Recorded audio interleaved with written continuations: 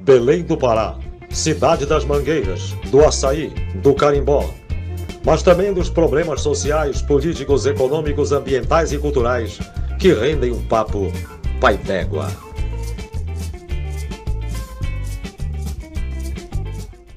Olá pessoal, tudo bem? Estamos aqui novamente no Papo Pai d'Égua. Papo Pai d'Égua número 4. Quem diria, né? Chegamos aqui. Um projeto que, de maneira amadora, está fazendo com que nós consigamos aprender essa lógica da gravação. E já chegamos no número 4 e está sendo muito bem elogiado. Pessoas que estão assistindo, acompanhando, já estão sugerindo outras pautas, outros entrevistados. E hoje nós temos ela, Lília Mello, professora da Rede Estadual de Educação, a quem nós queríamos ter convidado desde o primeiro. Ficamos um pouco tímidos porque não conhecíamos a professora Lília, estamos conhecendo agora. Professora Lília, muito obrigado por ter aceito o nosso convite. Lília, muito obrigado. Queria que você se apresentasse, tá? E depois dissesse sua origem. Você atua como professora numa escola da Terra Firme, mas você é natural da Terra Firme ou não? Queria que você dissesse para eles lá. Se você quiser olhar para ali, para outra câmera também, fica à vontade. Aqui o nosso Patrick, que está por trás, ele dá um jeito dele, depois ele vai dar a edição. Boa tarde, pode falar? Pode, claro. Boa tarde. Na verdade, eu tenho uma honra de estar aqui presente, porque canais como esse, eles não são só necessários, como são extremamente importantes para poder divulgar esse tipo de projeto e esse tipo de trabalho que tem sido feito em diferentes periferias em todo o Brasil. Não é somente lá no bairro da Terra Firme, não é somente o meu projeto, mas a gente tem visto essas iniciativas acontecendo em vários cantos e concomitantemente. E é importante estabelecer essa rede, e programas como o teu, eles são instrumentos de fortalecimento dessa rede. Bom, meu nome é Lília Mello, eu sou coordenadora do projeto Cineclube TF. É um projeto que vem de um outro projeto maior, que é do Extermínio ao Protagonismo, né? Juventude Negra Periférica do Extermínio ao Protagonismo, que foi vencedor da 11ª edição do Prêmio Professores do Brasil, nas 3 categorias, a estadual, a regional e a nacional, que deu a oportunidade de a gente levar esse projeto até o Canadá, né? E tem tido essa repercussão muito grande, inclusive nesse final de semana eu estou indo a São Paulo para poder apresentar esse projeto e fortalecer essa rede a partir de outros projetos que tem no nosso país, né? E eu estou representando o Norte nessa viagem. E logo depois eu engato numa outra viagem, que é o Festival de Cinema do Rio de Janeiro, que vai acontecer de 9 a 19 de dezembro, e uma das obras dos meninos do projeto foi selecionada para que esteja dentro desse festival. Então tem tido essa repercussão bacana, legal, né?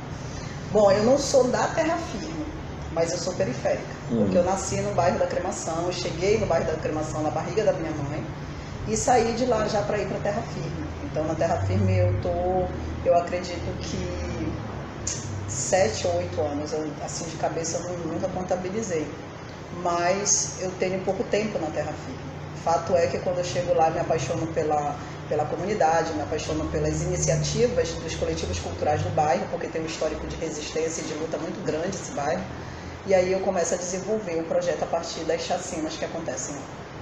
Bem, Lília, é bom que quem está assistindo saiba que a Lília foi convidada, e eu falo para você, Lília, pelo seu papel mesmo de ativismo social, né? É importante que você seja uma voz, mas que essa voz seja replicada, que fale, né, o que acontece na periferia a partir da violência, mas também a partir da falta de acesso a uma série de serviços, né? E quando um projeto que você desenvolve dá acesso ao cinema, né, estimula, fomenta, né, o audiovisual na juventude da periferia, sem sombra de dúvida, amiga, eu acho que isso tem que ser divulgado. E você que está assistindo, veja, curta, comente, compartilhe, porque iniciativas como a da Lília, ela é apenas uma cidadã, só que ela acha que ela tem que dar sua contribuição para a sociedade, só que outros precisam também contribuir, né? Então, assim, muito parabéns. E não sei se você sabe, esse projeto de cinema, de audiovisual na periferia, na Terra Firme, ele acaba sendo um paradigma, e não é nem deste ano, né, Lília? Tu podes até falar melhor, né? O tema da redação trouxe à baila, né?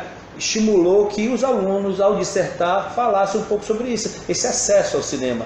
Porque é muito fácil, Lília, para os meus filhos, que são filhos de classe média, terem acesso ao cinema. Mas eu tenho certeza que as famílias que moram na periferia, na mancha urbana de Belém, da metrópole, das cidades brasileiras, têm dificuldade de ir ao cinema. Então fala um pouco sobre isso pra gente. Isso, o tema da redação do Enem desse ano foi a democratização do acesso ao cinema, né? E foi exatamente isso que, foi essa democratização do acesso que fez surgir o Cineclube TF. Porque o Cineclube TF, ele surge de uma campanha que eu lanço na mídia, e para levar jovens para o cinema para assistir o filme Pantera Negra. A perspectiva inicial era de levar 200 jovens e nós conseguimos levar 400 jovens por conta da sensibilização que teve da sociedade como um todo. E assim, a repercussão foi muito grande por conta da recepção do filme e de todo o conteúdo, porque é representativo, claro, né, o Pantera Negra, dentro dessa reflexão da cultura afro, né, da representatividade da cultura afro. E aí quando eles retornam com essa necessidade de falar porque eles se enxergaram no cinema. E assim, várias instituições municipais, estaduais, federais convidaram para que eles fossem lá falar sobre socializar essa recepção do filme. E aí acabou que instalou na cabeça deles de que eles eram protagonistas da própria história e eles poderiam falar de uma história que era interessante para terceiros. E aí eles sentem a necessidade de colocar isso num documentário. Esse documentário que eles fizeram foi só o acervo da visitação, da socialização dessa recepção do cinema. Porque é importante, como tu mesmo falaste, é importante a gente lembrar que o cinema, ele é um evento. Ele não é somente aquela relação que eu tenho com o filme, mas é quando você tem condições de entrar num espaço que é específico para tu teres essa recepção, um espaço adequado que não vai ter aquele corte.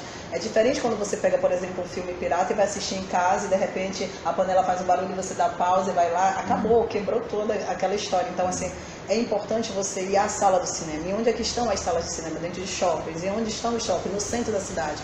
Então, a juventude periférica, ela é excluída desses espaços. Excluída não nesse sentido direto do direito do tipo, aqui não entra preto. Não existe nenhuma lei que proíba o preto ou a preta adentrar em algum espaço. Mas quando você coloca o preço do ingresso, você está proibindo. Claro. Porque a gente percebe que é uma classe social. Enfim, é histórico isso, inclusive, né? Então, essa campanha ela foi justamente para fazer com que eles pudessem ter acesso a um espaço onde é formado e pensado para excluí-los. E essa recepção fez com que eles não só percebessem isso, mas tivessem a necessidade de documentar essa recepção. E eles fizeram o documentário. Esse documentário, inclusive, está no YouTube.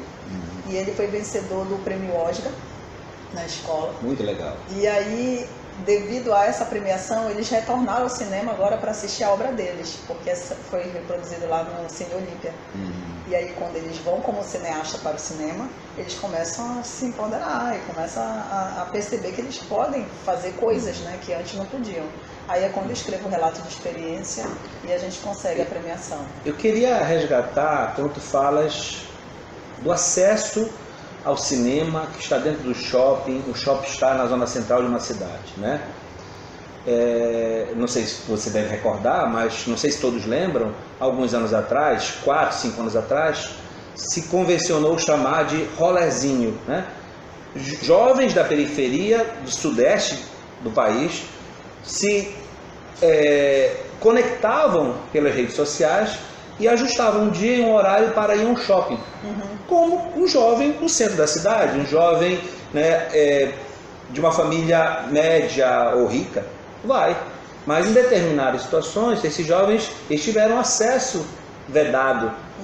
Então aí demonstra, né, racismo, demonstra segregação socioespacial, que isso tudo é algo que se faz repensar. A academia tem pesquisado isso. Eu acho que é interessante até pesquisar, eu sou um pesquisador do direito urbanístico, do planejamento urbano, até pesquisar essa dinâmica e a repercussão dele no direito urbanístico, tá? Queria te perguntar o seguinte, aqui, pessoal, tá? Isso aqui é a obra do nosso Patrick, tá? Toda essa estrutura aqui, iniciativa do Patrick, não sei se vocês gostaram, depois vocês comentem aí.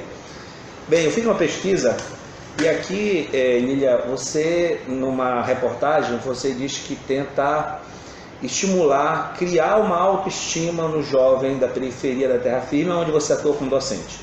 Queria que você dissesse o antes e o depois. Antes de você ter iniciado esse projeto e hoje, você consegue diferenciar bem, sentir que eles se sentem muito mais senhores do que são, mesmo sendo periféricos, mesmo residindo num espaço com baixa infraestrutura. Fala isso pra gente, por favor. Então, eu vou começar pelo exemplo que tu deste dos rolezinhos. Né? Quando a gente pensa no rolezinho, a gente lembra que isso é uma estratégia, inclusive, que conecta com a nossa ancestralidade. Por quê? Porque existe um preço tão alto a se pagar quando você sai do espaço onde não lhe é projetado. E aí eu vou te dar o exemplo, por exemplo, o Estação das Docas. Até onde o preto periférico pode chegar? Da Vidraça para a Orla, que é onde ele bate o selfie, ele faz o check-in e diz, estou na Estação das Docas. Mas da Vidraça para dentro, ele já entra em outras condições. Ele vai entrar agora servindo a bandeja para outras classes que são mais privilegiadas socialmente e economicamente, e ele vai estar servindo esses serviços subalternos. Então, o preto periférico da Estação das Docas, ele serve para limpar o chão, para guardar o banheiro, para abrir os cadeados e para servir as bandejas. Se ele entra lá em outras condições, ele é olhado dos pés à cabeça e já é criminalizado. Então, isso dá uma instabilidade, uma segurança muito grande para o jovem. Então, para que eu adentre ao shopping, eu preciso estar o quê? Com a minha tribo. Eu preciso estar com outros meninos protegido. Isso é uma espécie de uma proteção. E aí lembra muito a nossa ancestralidade indígena, né, africana, que é muito do grupo, do Ubuntu, entende?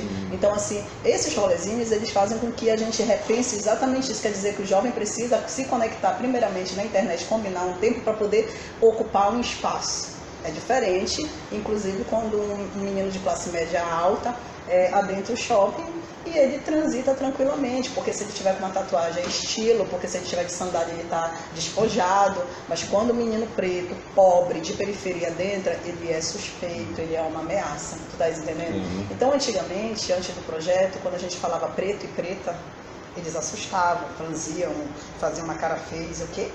Porque eles entendiam que isso era uma ofensa.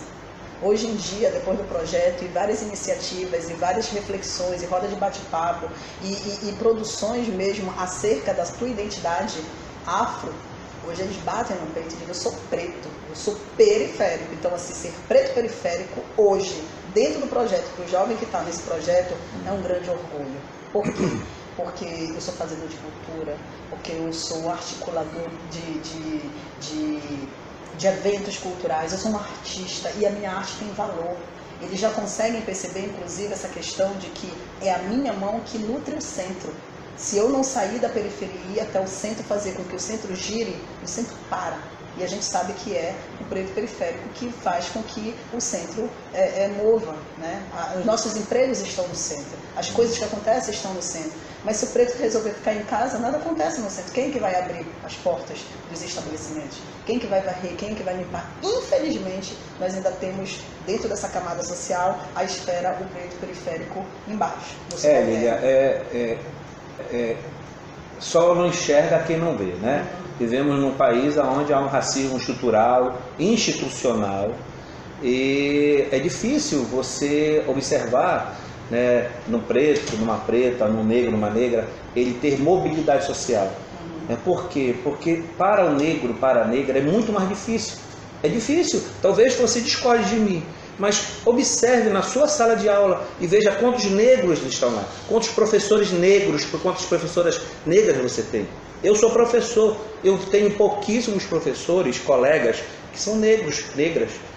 No meu outro ambiente de trabalho também. Então isso aí é um reflexo de um racismo estrutural. Estrutural, exatamente. E agora, com o projeto, porque o projeto, assim, a gente fala Cine Clube TF, mas esse nome, ele é um nome meio que fantasia, porque na verdade nós temos um circuito de 6 GTs e cada GT trabalha uma expressão.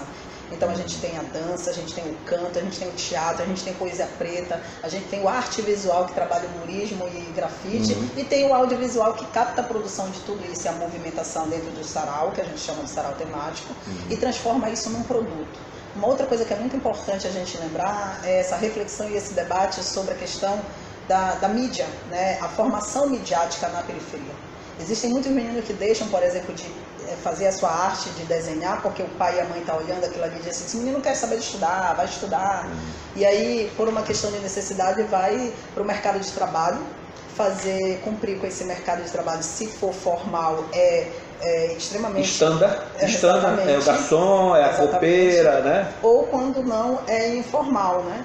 E aí a gente para pensar que ele deixa a arte dele de lado e deixa de potencializar o dom artístico dele para desenvolver uma profissão que daqui a 1, 2 anos não existe mais. Como, por exemplo, ficar embalando compras em supermercado, que acontece muito com eles, entendeu? Então, a gente percebe que um projeto como esse, além de potencializar a arte e dizer é possível, a gente também está fazendo com que eles consigam divulgar essa arte, porque recentemente eles tiveram a exposição dos meninos do arte visual numa galeria no centro e conseguiram vender a obra deles e conseguiram trazer um dinheirinho que talvez eles não conseguiriam trabalhando um mês em um supermercado embalando compras. E aí ele volta com aquela autoestima dizendo assim, não, para lá, além de eu gostar disso, eu ainda consigo trazer dinheiro para casa. Então eu já não vou mais aceitar ninguém dizendo que isso não é arte, isso é arte. É importante, né, essa aceitação de uma identidade, né, mas que essa aceitação implique, né, num movimento que construa um novo país, né, uma nova sociedade, com menos racismo. Né. Mas aqui na tua entrevista, tem uma frase assim, que foi muito assim, forte para mim, né, até grifei aqui, diz assim, muita pobreza, mas muita vida. Isso aqui você retrata a terra firme, né? Que é um locus urbano que eu conheço. A minha esposa morou um tempo, ia de ônibus muito ali, tinha uma parada em frente ao Curtume, né? Que nem existe mais, então aquela parada para mim, hoje eu passo lá, ainda tem a castanhola lá, é a última vez que eu passei. Então eu queria que tu falasse um pouco mais sobre essa frase, muita pobreza, mas muito vida. Então, quando a gente para pensar na periferia, e aí eu estou falando de toda e qualquer periferia do Brasil, a gente pensa na polifonia, e nessas misturas de cores, de vozes, de sons, de cheiros, sabores, memórias. Então, assim, quando eu falo de vida, é porque na periferia tu realmente sente as coisas pulsando. A começar pela estrutura. As casas, elas são muito pequenas para agregar tantas pessoas. Os pais saem de manhã cedo e voltam só à noite. O que resta às crianças? Rua. E embora com a onda de extermínio, a rua tenha sido roubado, muita gente não se sente mais segura de deixar as crianças na rua, de deixar os jovens na rua, embora a arte da juventude seja criminalizada, porque quando o menino faz a batalha de São Brás, de MCs, bem na esquina da casa, rápido a polícia passa dizendo que é um bando de bandido fumando maconha, quando a galera começa a dançar, é muito parecido inclusive com a história, é bem histórico, né, da capoeira, do samba, né, tudo que vem do preto é criminalizado, mas embora tudo isso aconteça ainda, quando tu sais na rua da periferia, tu sente que as pessoas estão na rua, ou se deslocando para ir para o trabalho, ou fazendo alguma coisa, porque não tem outro espaço. Nós não temos centro cultural, nós não temos teatro, nós não temos cinema, nós não temos biblioteca, tudo acontece na rua. Então a rua é o lugar, um ponto de encontro, de socialização, de discussão, de complemento, de produção de conhecimento, e isso para minha vida. Sabe? É muito barulho, é muita gente, e é gente misturada com carroça misturada com... tanta da coisa, e tu fala assim, um monte de informação ao mesmo tempo, e coisas que tu não vês no centro, por exemplo.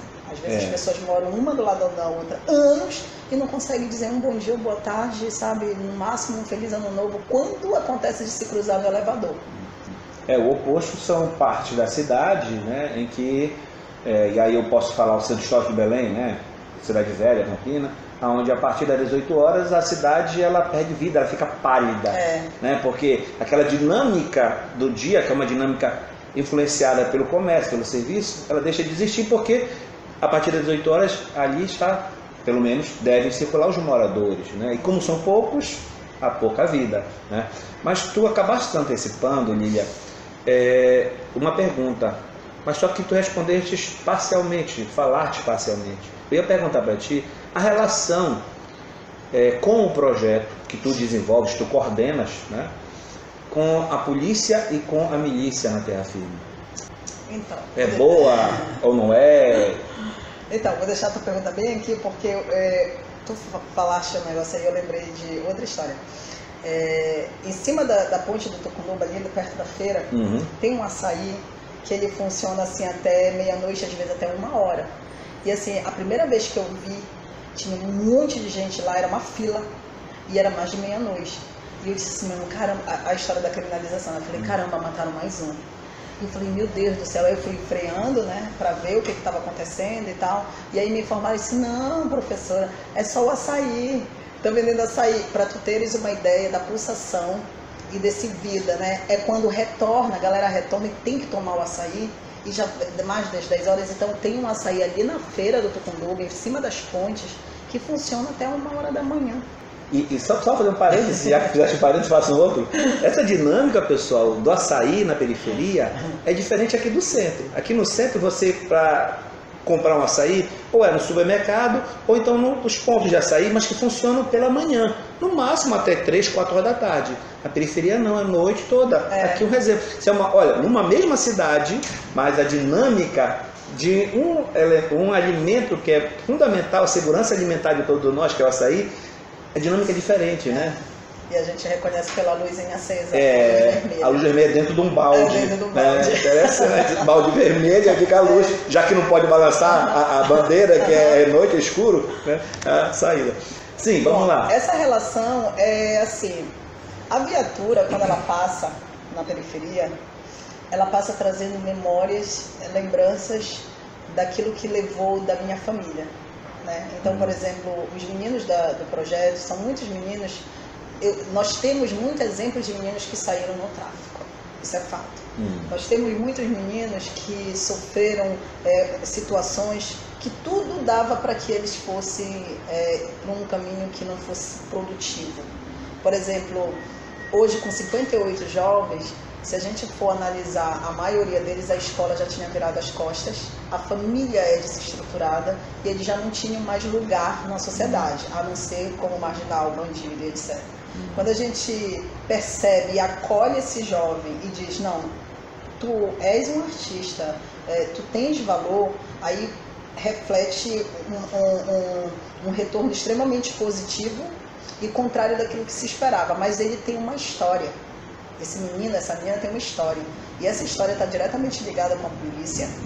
E a polícia não tem uma relação positiva dentro dessa família, porque levou meu pai, porque matou meu tio, porque eu vi meu irmão sendo arrastado no meio da casa e a viatura levando. Então, assim, infelizmente, a viatura não é algo que protege na periferia, é algo que dá medo, porque já te manda parar te chamando de vagabundo. Para aí, vagabundo. Então, depois vai te colejar, vai pedir teus documentos, e se tu tiveres tudo ok, ele te dá um tapa e diz, vai-te embora. Mas esse ranço, essa coisa toda já fica. Então, quando a gente faz os nossos saraus, ninguém faz questão de policiamento. É claro que a gente tem contatos com algumas pessoas que já têm essa consciência de ter um trato diferenciado, né? Mas não são todos. Tem muitos policiais ainda que acreditam que chegando na obra mesa é o que vai surtir o efeito, porque tem uma teoria, eles têm uma teoria, né? Mas, uma formação militarizada, né? A nossa polícia é militarizada, isso exatamente. Tem uma crítica sobre isso, né? Isso. Então, assim, por exemplo, agora, dia 29 de novembro, nós vamos fazer uma grande caminhada às 16 horas e várias frentes das juventudes estão articuladas. Nós estamos esperando para mais de 600 jovens ocupando as ruas da Terra Firme, saindo da frente da Escola Brigadeiro Fontenelle, que é essa que eu dou aula, indo até o Tucunduba para oferecer um sarau para a comunidade. Isso a gente já faz, só que agora, especificamente, essa caminhada tem essa chamada do Levanta a Juventude contra o genocídio da juventude afro e indígena, né, periférica. E a milícia? Então, exatamente. Então, assim, numa ação como essa, não se faz questão de polícia, tá certo? Agora, a periferia ela tem toque de recolher, isso é fato. Eu sou professora também do turno da noite. Se a gente está lecionando, deu 9 horas, no WhatsApp chegou toque de recolher e libera a turma. Tu tem que ir embora. E isso é uma coisa assim, meio bizarra, porque eu nunca tinha vivido de perto isso.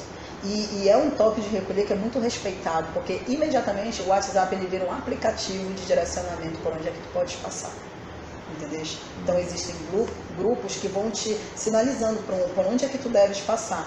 E assim, desde a chacina de novembro de 2014 até a chacina de abril de 2018, que eu considero as duas grandes chacinas que o bairro sofreu, a gente sempre teve essa conduta de essa ação do extermínio, ceifando vida de pessoas inocentes.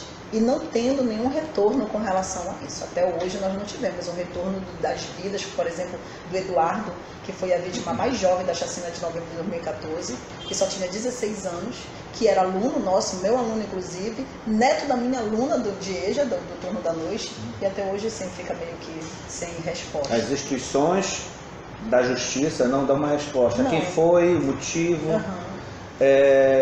Uma outra pergunta, Lília, com relação a que a FIRB está muito perto de duas grandes universidades, né? A UFRA e a UFPA. Existem conexões do projeto da escola com essas grandes instituições de ensino superior? De uma maneira bem sutil e tímida. Na verdade, é mais uma iniciativa de um ou outro professor que tem uma consciência de que é necessário dissolver muros para fazer valer a produção do conhecimento científico, do que de fato da instituição por si dizendo. Inclusive, eu acredito que as próprias comunidades que têm no entorno da UFPA e da UFRA documenta a incapacidade, a incompetência dessa produção científica que a universidade deveria fazer, porque deveria estar conectado diretamente com a vida ativa de uma comunidade. Como é que eu posso achar que eu sou produtora de conhecimento científico se eu não consigo atingir nem uma comunidade que está no meu entorno? Das duas, eu estou falando, eu teço essa crítica inclusive lá dentro. Quando me chamam e me colocam numa mesa para falar, eu pergunto duas vezes assim: vocês têm certeza que vocês querem que eu fale? Porque eu não vou falar coisa que agrada. É muito fácil discutir a vida da periferia, é muito fácil discutir as demandas de uma comunidade periférica e da juventude negra periférica dentro de uma sala de aula fechada, com ar-condicionado, dentro de um auditório. Agora eu quero ver essa mesma comunidade que está discutindo, que está debatendo, que está produzindo seus artigos científicos, descerem para pegar esse suazinho escorrendo na testa, para poder sentir de fato que é essa realidade. Tá? Teorizar de longe, como se fosse numa vitrine, é fácil. Mas será que tu consegues, por exemplo, colocar esse povo na rua? Eu te fiz essa pergunta, Lília, porque eu sou professor universitário, professor da UNAMA, né? Sou professor do mestrado em Direitos Fundamentais, e fui convidado agora há pouco tempo para compor o mestrado em Desenvolvimento do Meio Ambiente Urbano, mas é uma autocrítica que eu faço também. Eu acho que, né, o fato de eu ter te conhecido hoje abre uma porta para mim, né, porque também nós não podemos esquecer que quem é de fora também tem medo de estar na periferia, tem medo da violência, né? Então eu acho que, conversando com você, a gente tem condições de planejar, né, visitas. Preciso levar meus alunos para conhecer, não adianta ficar só na teoria com eles, né? Inclusive essa semana passada, eu conheci a professora Miriam, que é da Federal, um programa, que eu me esqueci agora, e ela me convidou para uma pesquisa de campo na Terra Firme, que, salvo engano, é dia 11 de dezembro. E eu disse: professor, eu faço questão de ir, porque é algo que eu, enquanto pesquisador, sinto falta, é uma autocrítica, né? Para a gente se encaminhar para o fim, Lília, essa semana nós estamos no mês da consciência negra, correto? Não podemos esquecer. Sim. Tivemos um procurador de justiça em um ambiente, né, institucional, falando algumas, tecendo a opinião dele sobre os negros, né, os índios, de uma maneira assim muito infeliz. Eu vou te colocar esse adjetivo, né? Eu poderia colocar um outro adjetivo, né? Mas de maneira muito infeliz. Como repercutiu isso para você, que é negra, para o movimento negro? Os jovens, eles tiveram acesso à fala, ao áudio do procurador? O que eles sentiram? Porque realmente eu me senti enojado, porque é uma visão, uma falta de visão de história, ou então uma visão de história totalmente deturpada, que querem impor na marra, goela abaixo, para que o jovem que estava ouvindo ele falar acredite naquilo. Mas aquilo ali é contrário a tudo que se estuda, não sei de onde ele tirou aquilo, e pior, ainda tem pessoas, outros procuradores, promotores, que nas redes sociais o apoiam. Queria te ouvir sobre isso.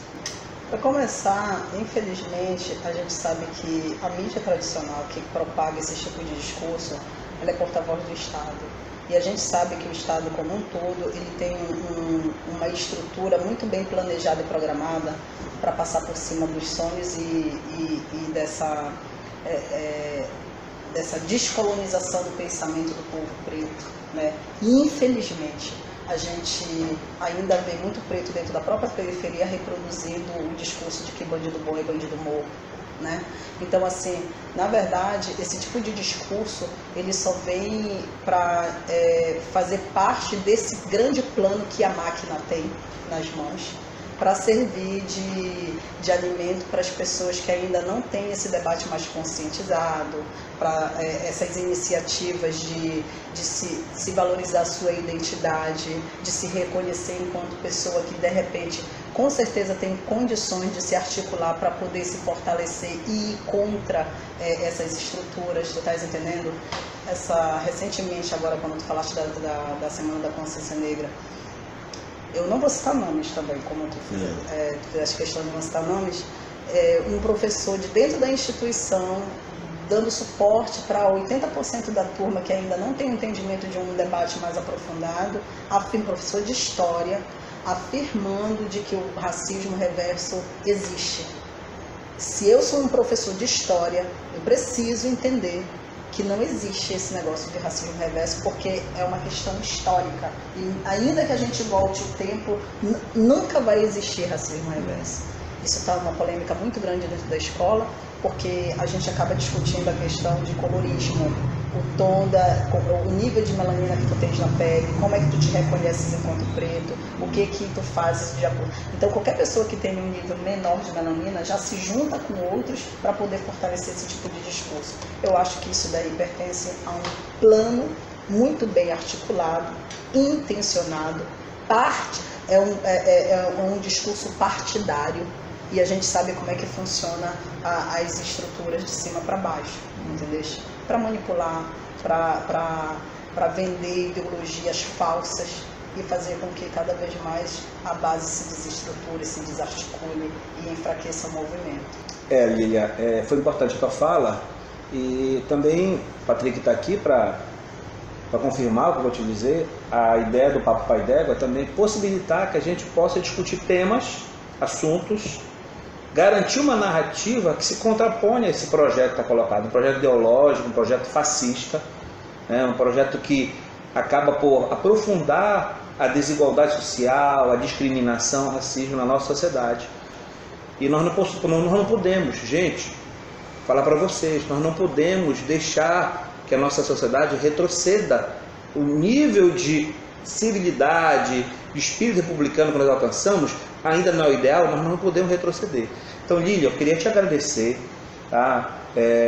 Dizer que nós estamos abertos a, caso você queira pautar um outro assunto, caso você queira sugerir, e você também que está nos assistindo queira sugerir um entrevistado, um assunto a ser tratado, por favor, comente, tá? E nós estamos aqui abertos para dar voz a assuntos que a grande imprensa, essa imprensa que é bancada pelo Estado, que está a serviço dos poderosos, falar de maneira bem simples, não traz. Então, hoje nós já trabalhamos aqui saneamento, uma crítica ao saneamento no município de Belém, já trabalhamos direito à educação, principalmente à população rural, já trabalhamos planejamento urbano e a revisão do plano diretor, que isso muita gente não sabe, mas isso, Lília, tem uma repercussão gigantesca na qualidade de vida de cada um de nós.